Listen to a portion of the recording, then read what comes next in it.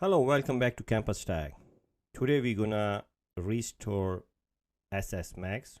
You can see the front and the back are broken. So let's start. So unscrew the bottom screws. So put the soft knife and carefully remove the screen from the body. So the all side, and then you can open like a book style. So after unscrew the initial metal plate, so just disconnect the screen connector from the motherboard and the battery connector also. And now I'm disconnecting the front camera, which is earpiece.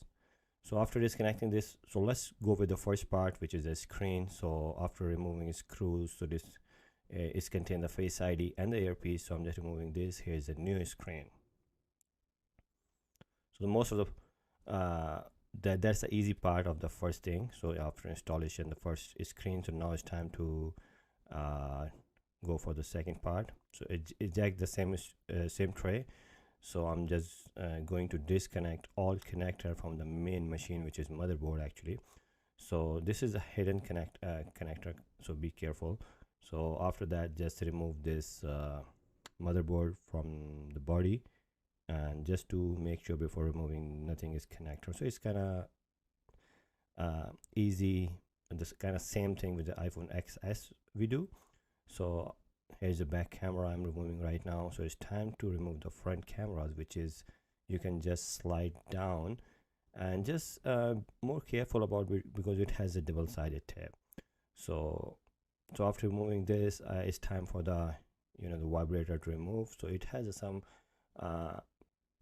plastic piece which is connected to that thing, so you can just easily remove this thing. So here's here is a body. So let's put the vibrator back after putting the motherboard, and now I'm putting back camera and the front cameras on their places after.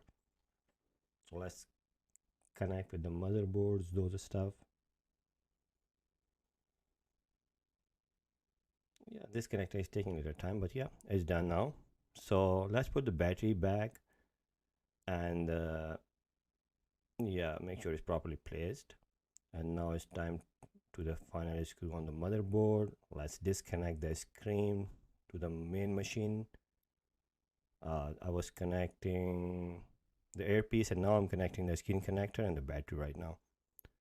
So here's a metal plate I'm putting on, and that's everything. Let's see if it turns on. And so it has no charge, so I just connect it to the charging. It's right now it's charging, it's turning on, shows the Apple logo. Yeah, the touch is working perfect. Put the SIM tray back and put the screen on its place, and that's the final screw. So everything is working. Thank you very much for watching. Have a good one.